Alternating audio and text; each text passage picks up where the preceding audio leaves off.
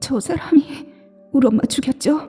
아침에 웃으면서 회사에 나간 엄마가 왜 발가벗고 침대에서 죽었단 말이에요. 저 사람이. 그녀를 사랑하면서 울었어요. 더욱 격렬히 그녀를 사랑하면서 오열했어요. 그 여자의 사인은 한 사내의 혼신의 정성이 담긴 바로 그 사랑의 액정이었구만. 복가사 김지연.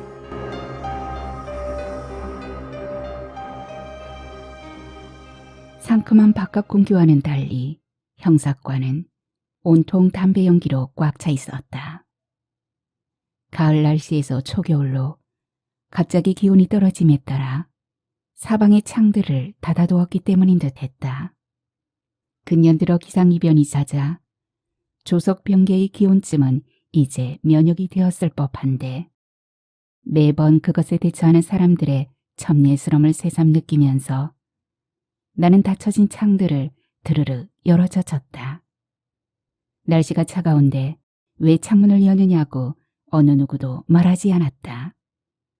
금연주창자인 내 고집스러움을 알고 있어서이기보다 사무실 꼴초들의 윗자리에 앉아있는 내 직위 때문일 것이었다. 두세 명의 직원들이 엉거주춤 일어나 함께 창문을 열기 시작했다. 열려진 창으로 돌파구를 찾은 담배 연기가 구름처럼 몰려나갔다. 곽 형사가 가까이 다가섰다. 과장님, 방금 살인사건 신고가 들어왔습니다. S호텔 객실이라고 합니다. 살해된 사람은 나 제2 여자라고 합니다. 그의 음성은 높고 빨랐다. 호텔 객실에서 발생된 사건에다 피해자가 나신의 여자라는 사실이 형사과 신차민 그를 긴장시킨 것 같았다. 이봐, 곽 형사, 분명히 신고자가 살인사건이라고 했나? 나는 그를 돌아보며 물었다. 그는 어리둥절한 낯빛인 채 외려 내 얼굴을 쳐다보다가 다시 말했다. 그러니까 호텔 침대 위에서 여자가 벌거벗은 채 죽어있다고 했던 것 같습니다. 그런데 왜 살인사건, 살해된 여자라고 앞지르는가?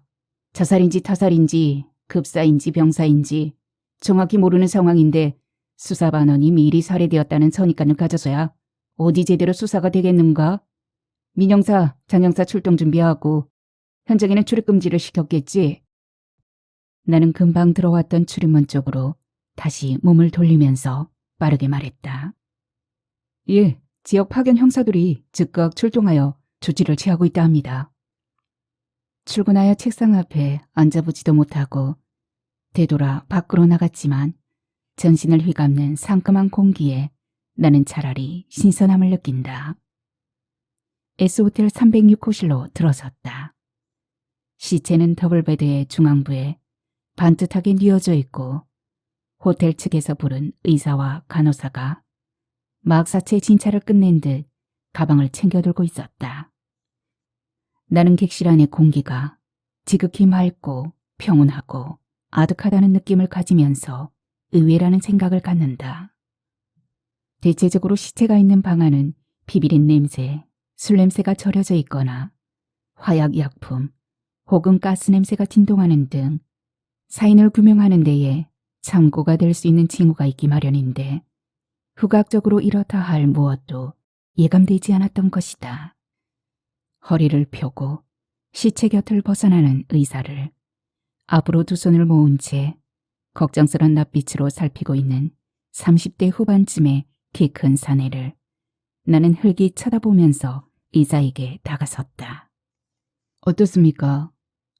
의사가 얼굴을 돌려 나를 일별하면서 고개를 저었다. 외부 진단상으로는 아무런 소견을 발견할 수가 없습니다. 타박상이나 교살, 자살 흔적도 없나 보죠? 시체 주변의 총상이나 절상 등의 상해 흔적이 없음을 한눈에 이미 확인했지만 기계적으로 말을 건네본다. 어떤 흔적도 찾아볼 수 없습니다. 정사 중에 호흡이 정지되었다고 하니 심장마비는 의심됩니다만. 그럼 의사가 돌아서 방을 나가려 했다. 수고하셨습니다. 곧 진단 소견서를 준비해 주십시오. 장 형사는 사체 여자의 소지품을 검색하면서 신원을 확인하고 있었다. 나는 두 손을 여전히 앞으로 모으고 엉거주춤 선 채 객실을 나가는 의사의 뒷모습을 망연자실한 낯빛으로 바라보는 여느 키 큰 사내를 창편해 2인용 의자에 앉게 한다. 사체와 어떤 관계이신가요? 사내는 시종 넋이 나간 듯한 표정을 감추지 못하고 떨리는 음성으로 본인의 인적 사항과 사체의 여자와의 관계를 말하기 시작했다. 마주 앉아 찬찬히 훑어본 사내는 의외로 준수한 용모를 지니고 있었다. 흰 살갗에 큰 키와 큰 눈을 가져서인지 유독 선량해 보이는 인상이었다. 사내는 39살의 독신자이며 직장과 거주지가 서울이라고 했다. 죽은 여자와는 오랜 연인 사이라고 했다. 도무지 영문을 알 수 없는 현상이라고 했다. 이날 이전에도 수차례의 사랑 행위는 있었지만 그녀가 한 번도 신체적으로 불편함을 말한 적은 없었다고 했다. 그런데 이날은 행위 중에 자기도 미처 의식하지 못한 사이에 여자의 몸이 굳어졌다고 했다. 나는 사내의 말을 메모하면서도 그가 허위 진술을 하고 있다고는 생각하지 않았다. 왜냐하면 호텔 객실이나 여관방에서의 사건에서는 혐의를 받을 만한 상대 인물은 거의가 도제하는 것이 상례인데 사내는 그렇게 할 생각조차 가져보지 못한 사람처럼 느껴졌던 것이다. 오로지 여자가 사망한 사실에만 충격을 받아 반쯤 어리나간 듯 휘청거리는 모습으로 비춰졌기 때문이다. 사내에게 받은 이러한 첫 느낌은 그가 여자를 살해했을지도 모른다는 가능성조차 희석시키게 했지만 그러나 사내에 대한 긴장감을 전적으로 풀고 있는 것은 아니었다. 그때 죽은 여자의 외딸이라는 소녀가 울부짖으면서 객실 안으로 뛰어들었다. 시신을 덮은 흰 천을 벗겨내고 얼굴을 보여주자 소녀는 짧은 비명과 함께 그 자리에 주저앉아 버렸다. 장 형사가 소녀를 부축해 일으키면서 어머니가 확실하냐고 물었다. 소녀가 겁에 질린 새하얀 낯빛인 채 고개를 끄덕였다. 우리 엄마 진짜 죽은 거예요? 소녀가 백락 같은 낯빛으로 주위를 둘러보면서 더듬거렸다. 그러다 사내를 발견한 것 같았다. 소녀의 얼굴이 경악스러움과 두려움, 극도의 의구심으로 범벅되면서 뒷걸음질을 치기 시작했다. 그리곤 울먹이면서 중얼거렸다. 저 사람이 우리 엄마 죽였죠? 아침에 웃으면서 회사에 나간 엄마가 왜 발가벗고 침대에서 죽었단 말이에요. 저 사람이. 가영아, 그게 아니란다. 사내가 심히 딱하다는 표정으로 큰 키를 구부정히 숙이고 뒤로 물러서는 소녀를 붙잡으려 했다. 소녀가 대뜸 사내의 얼굴에 침을 뱉었다. 순식간의 행위였다. 사내가 당황스런 낯빛을 하고 콧등위에 묻혀진 소녀의 침을 손등으로 훔쳤다. 나는 장 형사에게 소녀를 옆방으로 데려가게 했다. 흥분된 소녀가 끌려나가면서 울부짖었다. 맞아요. 전원차예요. 우리 엄마를 평생 쫓아다니면서 괴롭힌 저 남자가 우리 엄마를 죽였어요. 우리 엄마 살려내요. 소녀가 나가자 방 안은 갑자기 물을 끼얹은 것처럼 조용해졌다. 많이 놀라서 저럴 겁니다. 이리 앉으시죠.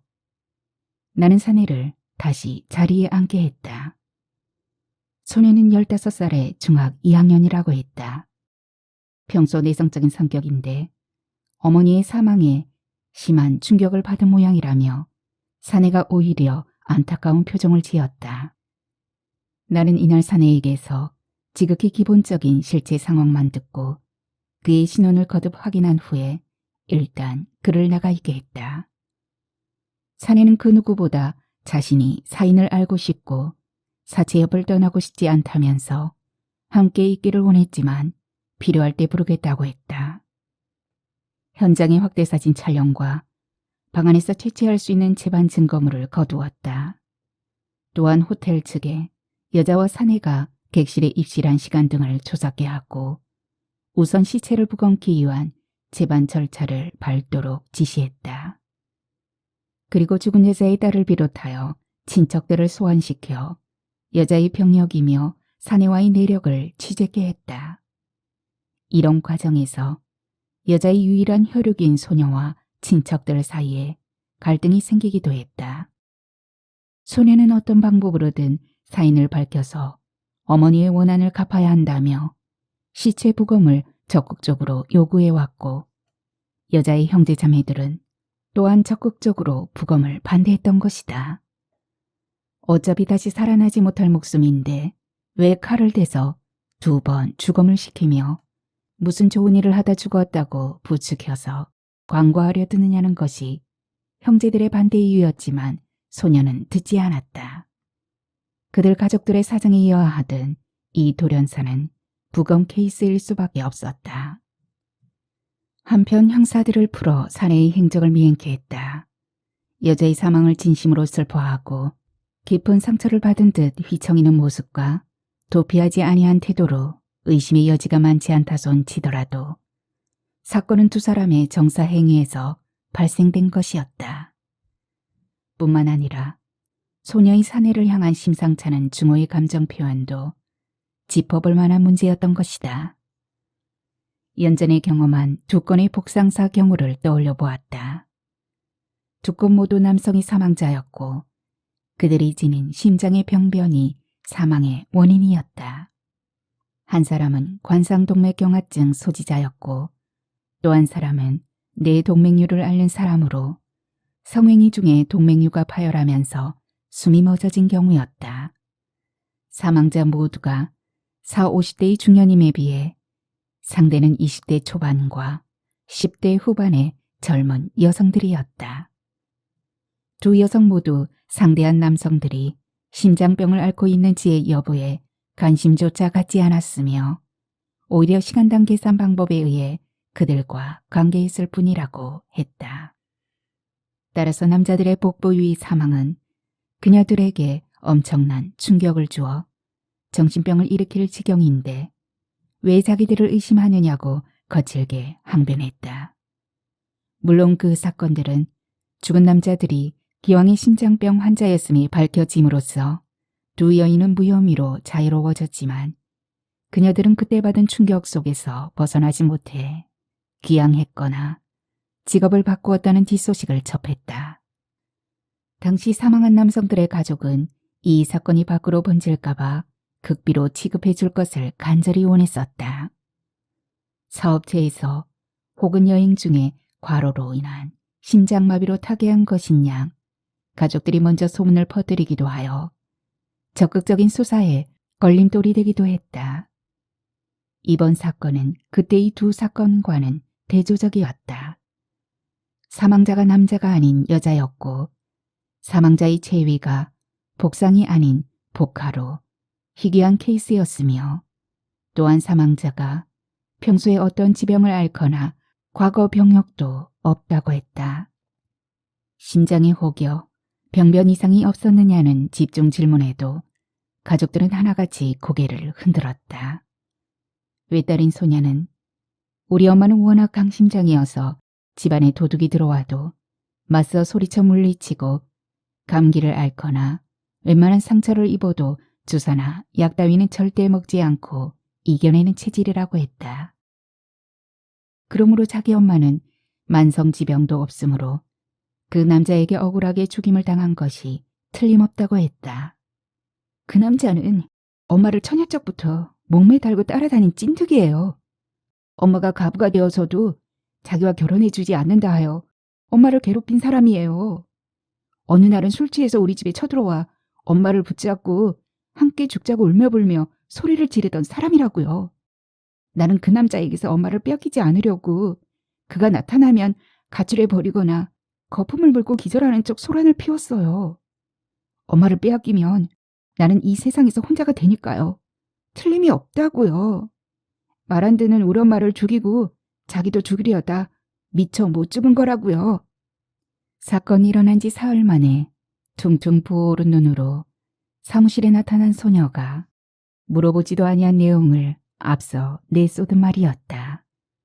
그런데 사망자와 사내의 관계를 밝히는 소녀의 말이 일방적인 떠버림만은 아니라는 사실이 바로 그날 오후에 만난 사내에게서 확인할 수 있었다. 이틀 동안에 사내의 눈과 볼은 괭하게 들어가 있고 눈동자는 심하게 충혈되어 있었다. 끼니도 수면도 제대로 취하지 못한 것 같은 초췌한 몰골로 그는 소녀의 말이 전부 틀리는 것은 아니라고 했다. 사망한 여인은 사내의 첫사랑이자 자기 삶의 영원한 구원자라고 했다. 7살의 부모를 잃은 그를 여인의 아버지가 거두어 키워주었다고 했다.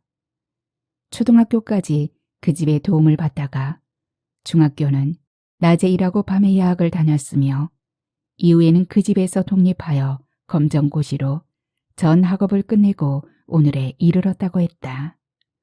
병들고 가난에 찌들었던 부모가 농약을 먹고 자살을 한 후 그녀 집으로 옮겨진 그날부터 저는 수희만 바라보고 살았습니다.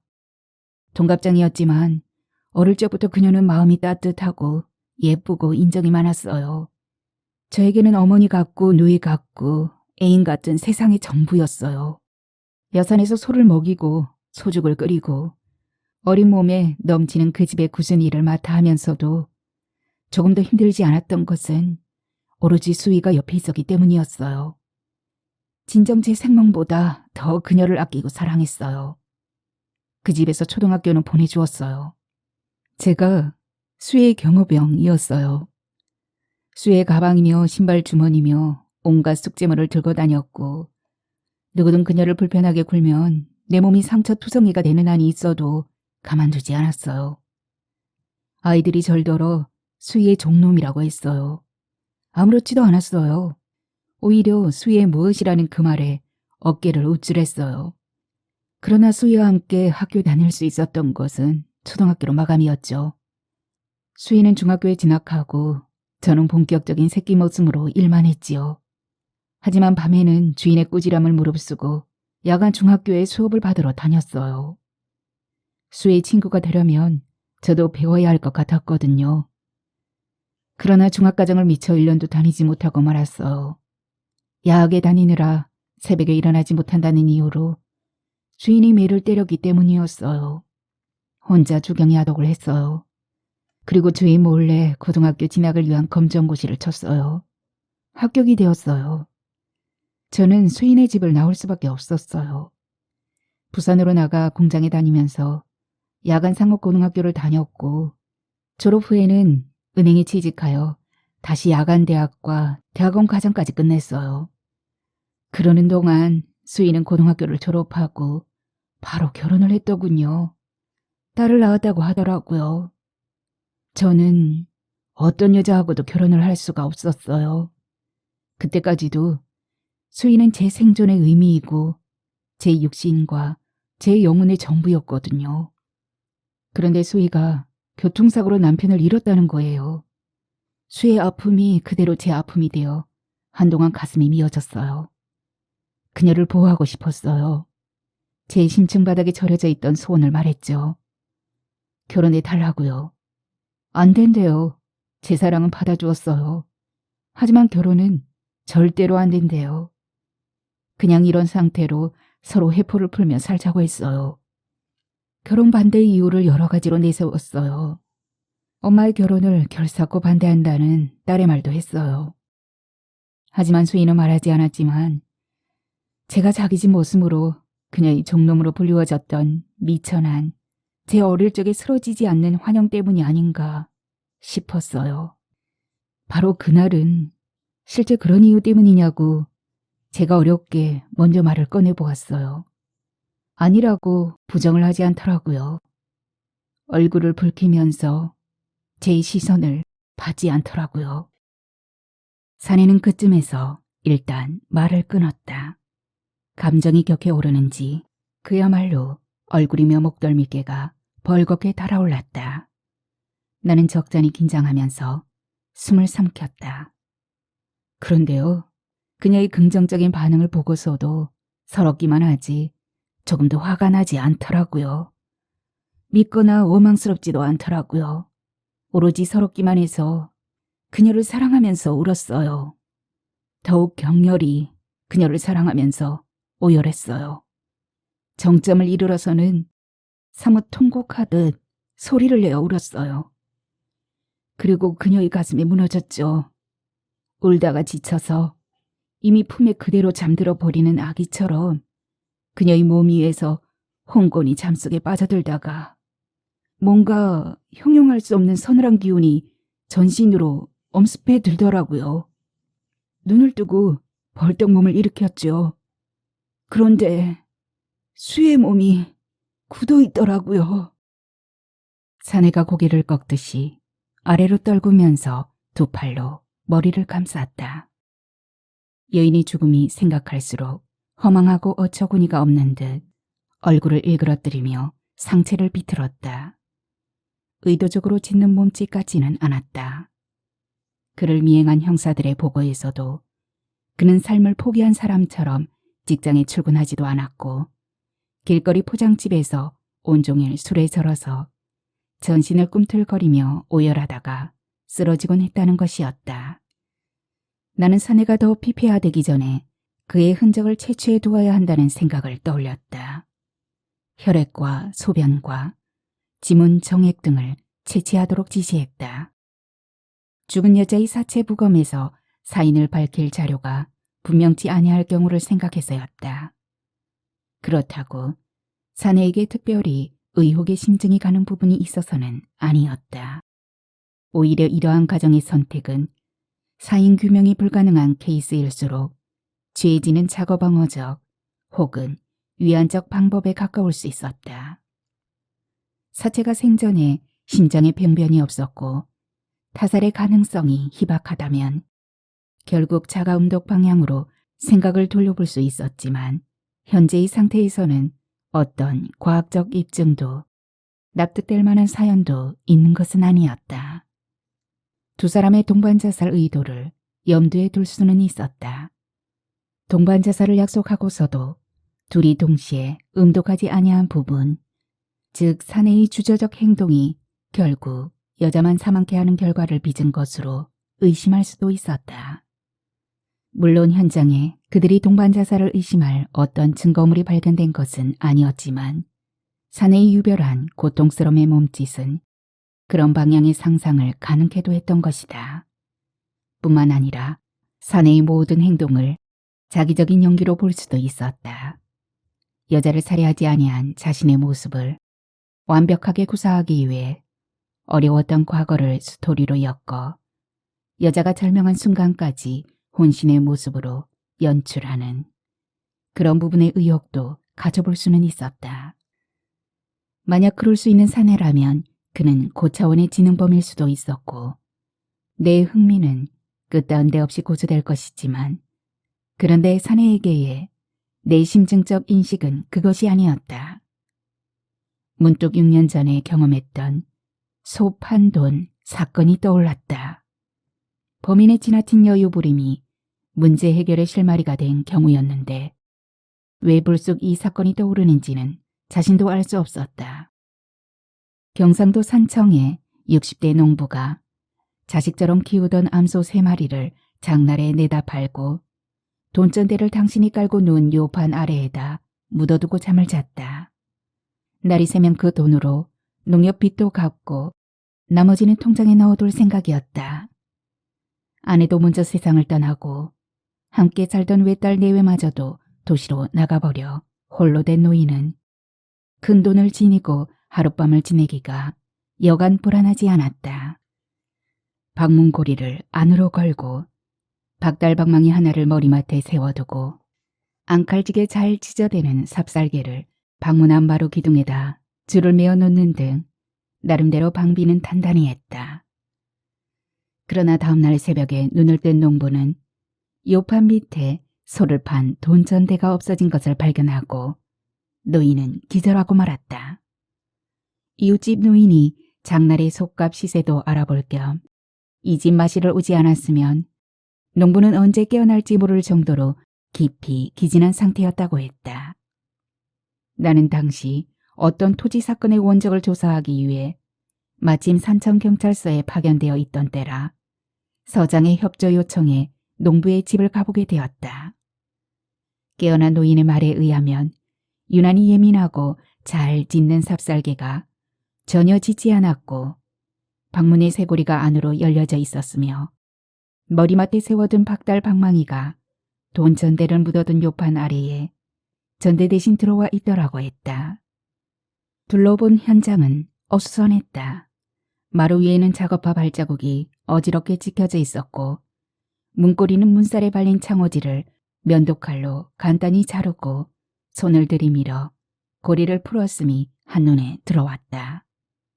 신발 자국은 두 사람의 것이었고 범인들의 손이 닿았을 문고리와 박달 방망이 등에는 어떤 지문도 남아있지 않았다. 범인들의 거심직한 머리카락 한 올도 방 안에는 남아있지 않았다. 다만 방문은 열려져 있었지만 방 안에는 마약 성분의 가스 냄새가 배어 있었다. 그 냄새는 아주 경미하여 익숙치 아니한 사람들은 느끼지 못할 정도였다. 결국 도둑들은 노인의 사정을 잘 아는 면식범이라는 것을 개가 짖지 아니한 점으로 알 수 있었고 선명한 작업화 자국이 유행위지의 최신형임을 미루어 그들이 청년들임을 짐작할 수 있었다. 또한 박달 방망이를 돈전대 대신 요판 밑에 들이미는 행동이나 잠든 노인의 얼굴에 가스총을 사용한 것으로 그들이 초범이 아님을 헤아릴 수 있었고 특히 박달 방망이의 장난질은 여유를 과시하고자 객기를 부린 것이라 생각했다. 그렇다면 또 다른 행동으로도 자신들의 담대함을 표현했을 수도 있겠다는 생각에 나는 그 집의 앞마당과 뒤란을 샅샅이 살피기 시작했다. 경험으로 짚혀지는 것이 있었기 때문이다. 아니나 다를까 있었다. 그것은 집 뒤란의 흙벽 굴뚝 아래에 소복하게 싸질러 놓은 한 무더기의 분변이었다. 금방 배설하여 김이라도 오를 것처럼 그것의 모양새는 흐트러지지 않고 사뭇 단아했다. 도둑질을 하고 그 집 담장 안에 분변 한 무더기를 싸질러 놓아야 잡히지 않는다는 속설을 따른 것을 알 수 있었지만 그러나 그 분변이 증거물로 사건 해결의 실마리가 된다는 사실을 범인들은 미처 생각하지 못했던 모양이었다. 나는 형사들에게 분변을 수거하여 수사연구실에 의뢰하여 분석토록 했다. 그리고 노인의 친척과 주변 인물, 이웃 동네의 젊은 사람들을 샅샅이 조사케 했다. 수사에 착수한 지 정확히 일주일 만에 용의자를 잡아들이고 비교적 간단히 자백을 파단했다. 빠른 해결이었다. 범인들은 노인의 한 동네, 그것도 바로 옆집에 집안 조카뻘이 되는 건달 형제였다. 창원에서 공장을 다니다가 고향으로 내려와 계사를 지어 닭 농장을 하겠다고 서둘더니 최근에는 자본이 딸린다며 하루 걸러 읍내를 내왕하며 무위도식하고 있는 자들이었다. 그들은 아저씨 뻘인 노인이 전날 장터에서 소 3마리를 판 사실을 알고 새벽녘에 잠입하여 범행을 저지르곤 동생이 박달 방망이를 돈전대가 있던 자리에 옮겨놓고 형이 딜안으로 돌아가서 킬킬거리며 분변 한 무더기를 쌌다는 것이었다. 범행을 완강히 부인하던 그들이 끝내 자백하게 된 것은 없어져 버린 작업화보다 바로 분변 속의 내용물 덕분이었다. 분변 속에 덜 소화된 미역과 잡채와 홍합 등의 음식물은 그들 형제가 장날 아침 동생의 생일 음식으로 섭취했던 것으로 그것을 집요하게 추적하여 들이대자 그들은 반쯤 입술을 벌린 채 서로의 얼굴을 마주보고 말았던 것이다. 소판도는 그들 집 뒷곁의 대나무 숲에 비닐로 감은 채 가스총과 함께 묻어둔 것을 찾아냈고 최신 유행의 작업하는 도움 속에서 집어냈다.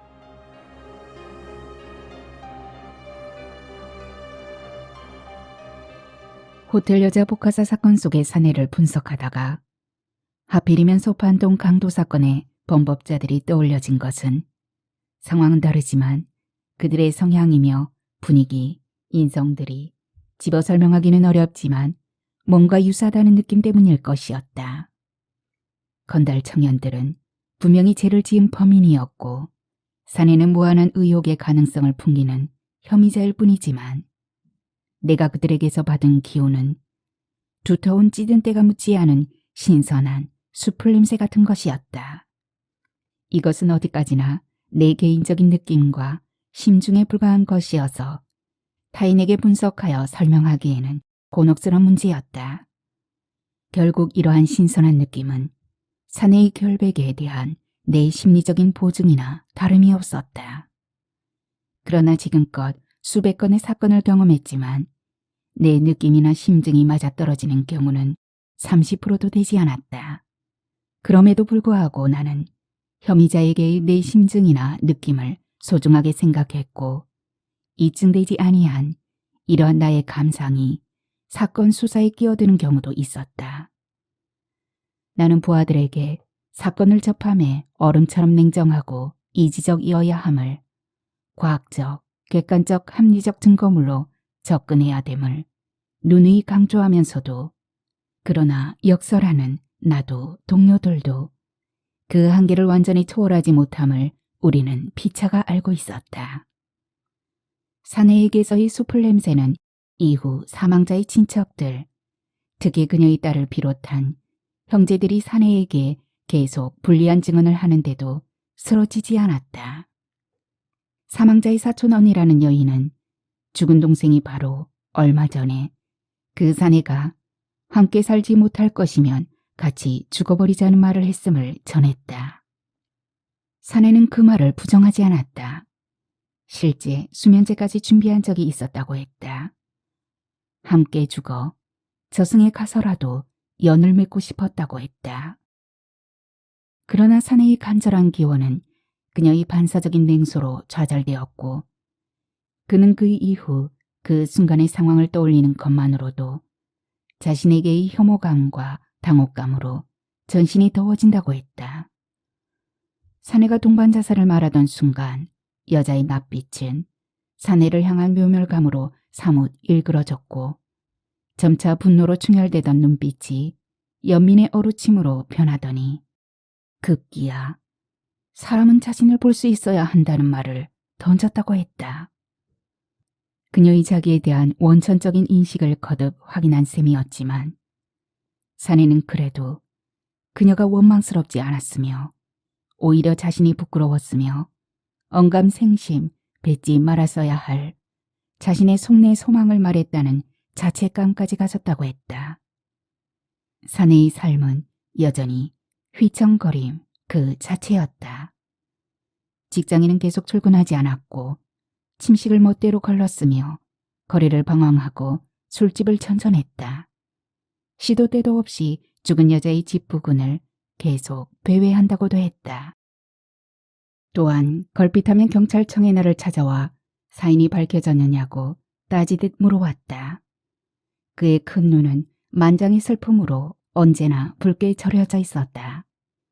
죽은 여자의 가족들은 사내의 그러한 모습을 인간으로서의 최소한 양심의 표현이라고 했다. 어떤 방법으로든 사람을 죽게 했으므로 그래도 양심은 살아있어 저리도 비틀거리는 거 아니겠느냐고 했다. 그러다가도 사내의 모든 행위들이 진실을 호도하기 위한 위장된 전략일 수 있으니 수사팀은 냉철한 조사로 하루빨리 사인을 밝혀 억울하게 죽은 사람의 원한을 풀어주어야 할 것이라고 했다. 사내의 체취물 검사 결과가 사체의 검시 소견보다 먼저 나왔다. 예상대로 사내의 혈액과 소변 정액 타액 등에서는 특이한 이상 소견이 없는 것으로 기재되어 있었다. 사체의 부검 결과가 과학수사연구소 부검실로부터 도착한 것은 그날로부터 이틀 후였다. 법의학자인 문 교수의 책임 소견서가 첨부된 서류에는 난해한 한자와 의학 전문용어로 점철되어 있었지만 매 조항을 천작하며 집어내듯 풀어나갔다. 내용을 요약하면 사체의 외관에는 특별한 외상이나 이상은 없었으며 요점 검시를 지적한 위장에서도 동물 중독을 의심할 수 있는 내용물은 검출되지 않았다고 했다. 그러나 기타 장기인 심장, 간장, 비장, 신장, 뇌 등에는 심한 우렬상과 부종상이 짙고 심장 혈액의 유동성으로 각 점막이나 장막하에 일혈점이 있는 급사의 일반 증상이 있었다고 했다. 또한 질과 자궁에는 남성의 정액이 추출되고 그 속에 항생제 성분이 다소 함유되어 있었다고 했다. 조금은 답답한 심정이 되었다. 동물에 의한 자살 혹은 타살의 경우를 떠올려 위장의 내용물에 신경을 못 두었던 것이나 독극물 검사의 필수적 부위인 혈액과 위 내용물, 요, 간 등을 채취하여 철저히 분석해 보아도 특기할 만한 사항이 없다는 결과였기 때문이다. 따라서 사체의 외관상 이상이 없고 위 내용물에 어떤 동물 흡수도 없었다면 일단 물리적인 타살이나 자살의 가능성에서는 벗어나야 했다. 분명한 증상은 급사의 소견이었다. 그러나 일반적인 정사 중에 돌연사에서 볼 수 있는 심장병변이나 심장기형 등의 지병이 죽은 자의 생전 병력에 없었다고 하니 사인을 기왕의 심장병변에 의한 심장마비로 단정할 수도 없었다. 그렇다면 급사의 원인을 다른 부분에서 찾아야 했다. 사체의 질과 자궁에서 채취한 남성의 정액에서 의외로 항생제 성분이 추출된 것과 관련하여 돌연사와의 관계를 생각해 볼 차례였다. 20여 년을 법의학에 의존하다시피 수사를 해온 강력 반장의 역량이 발휘되어야 할 순간이기도 했지만 나는 피식 웃음만 흘리고 말았다. 소문만큼 명석하지도 지혜롭지도 못한 자신을 알기 때문이었다. 다만 최선의 자료로 성실하게 꾸준히 그 문제에 집착하는 집요스름은 남녀 다르다 볼 수 있을지 모르지만 나는 서서히 쥐어드는 상황을 딴청을 부리는 것으로 얼버무려 보았지만 더 이상 여유는 생겨지지 않았다. 진작부터 한 가닥 빗살처럼 내리를 스치던 경험의 가닥들을 떠올리면서 곽영사를 불러들였다. 사내에게서 채취한 정액과 사제의 질 속에서 채취한 정액의 비교 분석과 항생제 성분의 양명 추적까지 부검팀에 다시 의뢰토록 했다. 그리고 사내에게 직접 전화를 걸었다. 그는 여전히 직장에 출근하지 않은 채 하숙집에 있었다. 나는 그에게 점심을 같이 하지 않겠느냐고 했다. 그가 히힝 하고 웃었다. 전화선을 통해 오는 그 소리는 흙먼지를 일으키는 겨울바람 소리처럼 황량하고 음산했다. 서늘한 기운이 전신을 감쌌다. 대낮부터 술을 마셨느냐고 낮은 목소리로 물어보았다. 그는 용건이나 말하라고 했다. 부검 결과가 나왔더냐고도 했다. 지치고 쉰 목소리였다. 나는 순간 뭔가에 쫓기는 듯한 기분이 되면서 여자를 만나는 날 항생제를 먹었거나 주사를 맞은 적이 있느냐고 물었다. 맞아. 수희가 내 감기를 받을까봐 강한 항생제 주사를 맞았었지. 그래, 그래서 뭐가, 왜? 그의 알 수 없는 낯가림을 끝으로 송수아기가 바닥에 구르는 둔탁한 소리와 함께 기계음이 요란하게 귓전을 때렸다. 불길한 예감이 내리를 스쳤다. 대낮부터 술 속에 파묻혀 인사불성이 되었을 사내에게 어떤 일이 일어나고 있는 것 같은 위기의 느낌이었다. 나는 용수철처럼 자리에서 튀어 일어나 가장 성능이 좋은 차를 현관에 대기케 했다. 곽영사와 장영사를 불러 즉각 사내의 하숙집으로 차를 몰게 했다. 사이렌을 울려 다른 차량을 앞질렀지만 사내의 하숙집에 도착했을 때는 이미 40여 분이 지나 있었다. 그의 하숙집은 낡은 한옥이었다. 대문의 초인종을 거듭 눌러댔으나 집안에는 반응이 없었다. 장영사가 담장을 넘어 들어가 대문의 빗장을 풀었다. 본체와 아래체로 구분된 집안 어디에서도 인기척이 없었다. 빈집 같았다. 반장님, 저기요. 장영사의 부르짖음에 일행은 아래체의 끝방으로 시선을 돌렸다. 방문 문설주 아래로 선열이 흘러내려 쪽마루 위로 번지고 있음이 한눈에 들어왔다. 끝방문을 왈칵 잡아챘다. 안으로 걸려 있었다. 구두발로 방문을 힘껏 걷어찼다. 문짝이 떨어져 나가고 방 안의 전경이 드러났다. 사내가 방 안에 큰 대자로 누워있고 몸체 주위로 선열이 낭자했다. 송수아기가 방바닥에 칠판이 고여있는 빗 속에 뒹굴러져 있었다. 백지장처럼 하얀 빗기 말끔히 빠진 사내의 얼굴을 바라보면서 이미 숨이 끊어져 있음을 직감했다. 양 손목에 정맥이 날카로운 면도칼로 깊게 그어져 있고 몸속의 혈액은 이미 몸 밖으로 다 흘러나온 상태였다.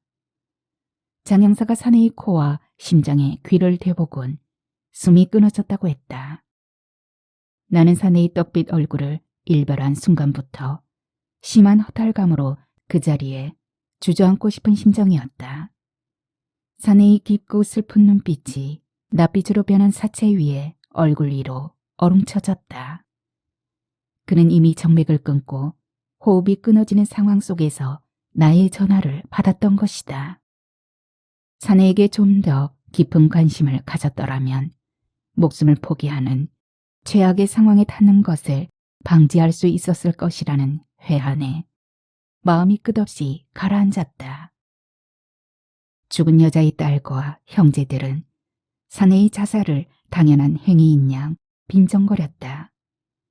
검시 결과가 타살도 자살도 아니었다는 곽영사의 설명을 듣고도 그들은 얼굴을 펴지 않았지만 그러나 그들의 보복 대상이 실제 죽음을 택한 사실에 놀라움과 약간의 허전함도 따르는 듯 자매들은 한숨과 함께 어깨를 내려드리기도 했다. 마침 부검연구소에 재의뢰했던 검사 소견이 나왔다. 예상했던 대로 여자 질 속의 정액과 사내의 것은 당연히 동일한 것이었고 정액 속의 항생제 성분은 바로 페니실린이라고 했다. 나는 당초에 떠올렸던 특이 체질의 과민 반응이 구체적으로 형상화되어가며 다시 흥분하기 시작했다. 사내와 통화를 했을 때 그가 감기 예방 주사를 맞았다고 했으므로 그가 맞은 주사의 성분이 페니실린이고 만약에 죽은 여자가 페니실린 과민 체질이라면 사인이 밝혀질 수도 있기 때문이었다.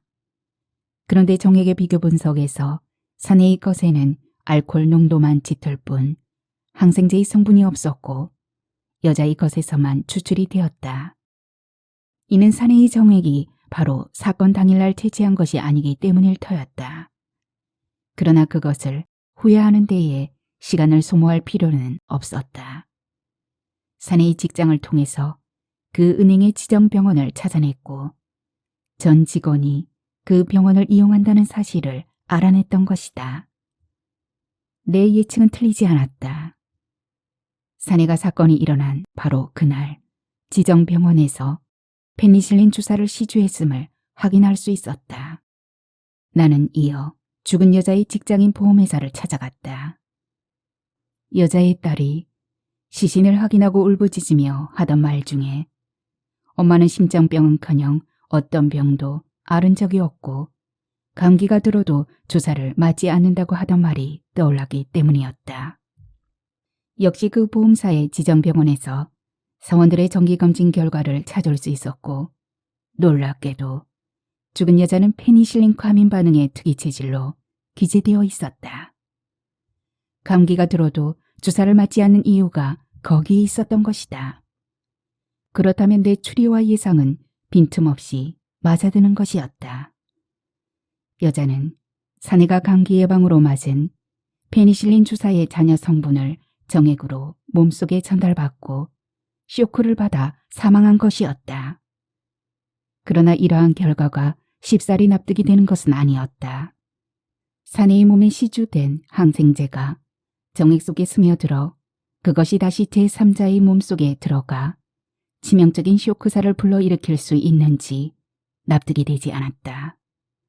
아무리 이 여자가 페니실린 과민의 특이 체질이라 해도 그것은 직접 투입이 아니라 중간 매체를 통한 간접적 주입이었기 때문이다. 나는 평소에 자문을 얻는 원로 법의학자인 문 박사에게 전화를 했다. 사건이 터질 때마다 도움을 받는 대상이면서도 그간 바쁘다는 핑계로 이렇다 할 대접 한 번 못하고 말빚만 쌓여있는 어른이라서 여간 조심스럽지 않았다. 마침 그는 출타 중이었다. 당장 자문을 얻고 싶으면서도 또 한편으로는 그의 부재에 안도감이 드는 기분은 미안한 마음이 커서일 것이었다. 열려진 창으로 희끗희끗한 눈발이 날아들고 있었다. 창 앞으로 다가섰다. 21세기가 무릉도원이나 되는지 거리의 큰 빌딩마다 천년을 맞는 환영의 현수막이 펄럭거리고 거리의 소음은 이날따라 아우성을 치는 것 같았다. 간만에 두 팔을 활짝 벌려 심호흡을 했다.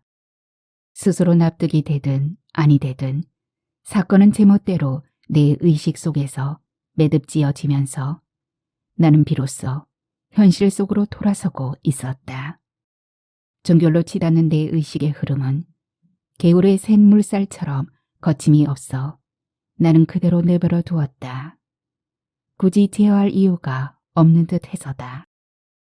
직통전화의 신호가 울린 것은 그 순간이었다. 문 박사가 전화를 했었더냐고 물어왔다. 나는 기립자세로 그간의 상황과 검실 결과를 보고하면서 자문을 구했다. 요즘도 페니실린을 사용하는 의사가 있구먼.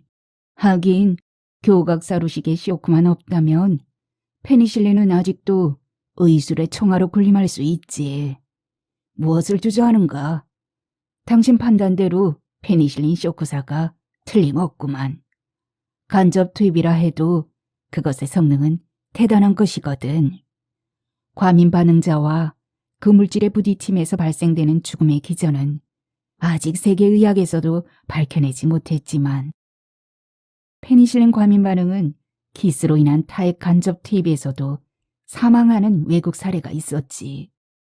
그 여자의 사인은 한 사내의 혼신의 정성이 담긴 바로 그 사랑의 액정이었구만.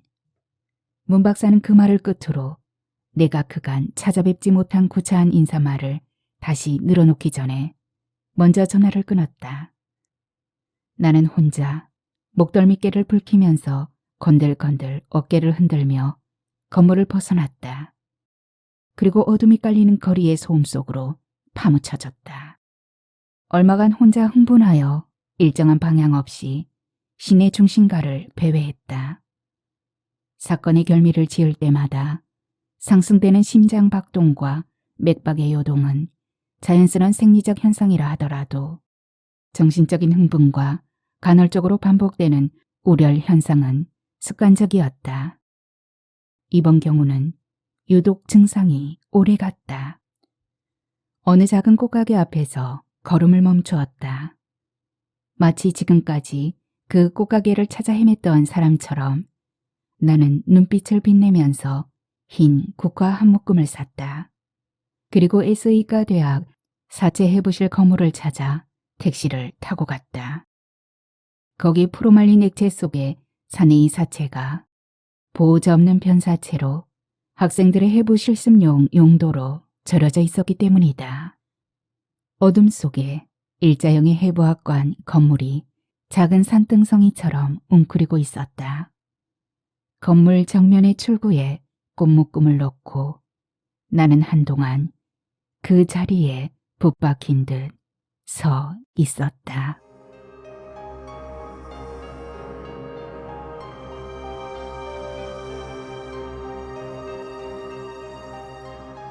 네, 오늘의 소설 김지연 작가님의 복화사였습니다.